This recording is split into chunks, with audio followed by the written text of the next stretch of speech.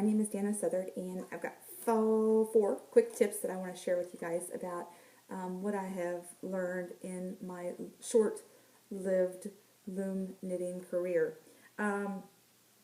Just hop right into this. Basically, I recently purchased the KB Super Loom, Super Afghan Loom. Love it. And what I'm working on right now is an Afghan. I'm almost done, actually, for some friends of mine that are expecting their first granddaughter in December. And as you can see on this loom, I'm basically working with coral and gold and ivory, and I'm about done. And I absolutely love how perfectly uniform the KB loom makes the stitches. I just want to show you a close-up of that. But anyway, that's not what I'm here to show you. I'm here to show you some tips that I have either come up with or have seen along the way of working on my projects. Sorry about that. Anyway, first one I want to show you is one I did not come up with, but I have watched a lot of videos, and I haven't seen this done a lot.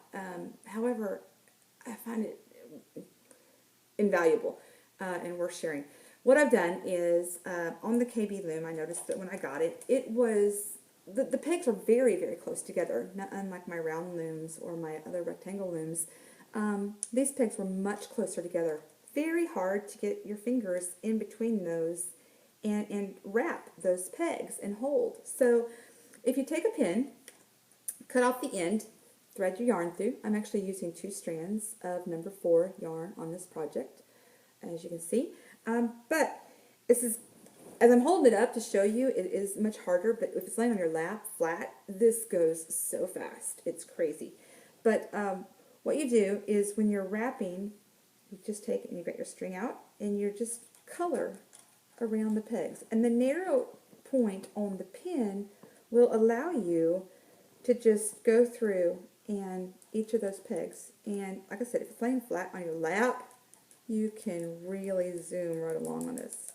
As you can see, hopefully, I'm missing a few pegs, but just to show you how quickly that goes. Could you imagine how long that would take me if I had to wrap each of those pegs by hand?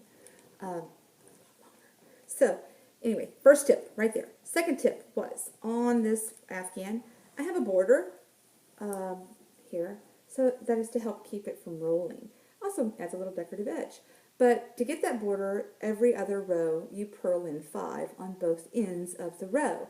So I found what would happen, though, is I would inevitably always forget where I was at on my 5 stitches, and I'd have to undo them and then go back and purl them. So you've heard of people marking their loom.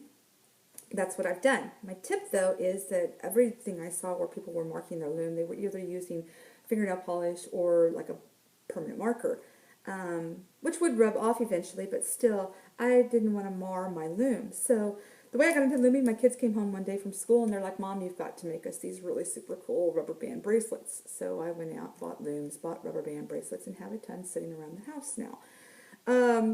However, I did find that the rubber bands came in very, very useful when it was time for me to come along and mark my loom. So what I did was I just put the rubber bands down around the bottom of the first 5 pegs. That way I would know when I was coming around and I was knitting that I had to stop there and do my 5 purl stitches.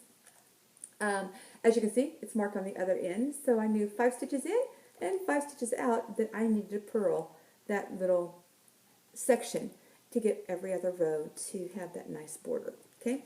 Second tip, very simple, but I found that my hook was too hard, and if I bought the bigger, nicer, softer ones, they were too big. So I went out and just in the school supply section found the little foam eraser or foam pencil covers for your kids and bought them and put them on my hook. Last thing, when I got the KB Super Loom, I found that the pegs were very stiff, and as I was working, when I hook down and over, and I hook my stitches over the pegs when I'm working them.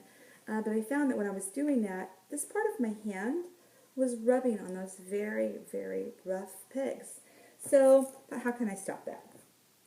I went to my sock drawer, and I found a new sock, a little shorty sock, and took and I cut the heel out of the sock. Therefore, I made a little fingerless mitt that I can come through. I know, I'll loom one someday. But for now, I have this sock that I can put on. And now, when I go through it and I pull my stitches over and my hand rubs on all of those pegs over and over and over again, I'm not irritating my skin. It's actually very nice and soft place to rest my arm as I'm going ahead and doing my stitches. So there's my 4 tips. I sure do hope they help you guys out as much as they have me, and I hope you also enjoy your loom knitting projects as much as I have. Have a great day, and thanks for watching.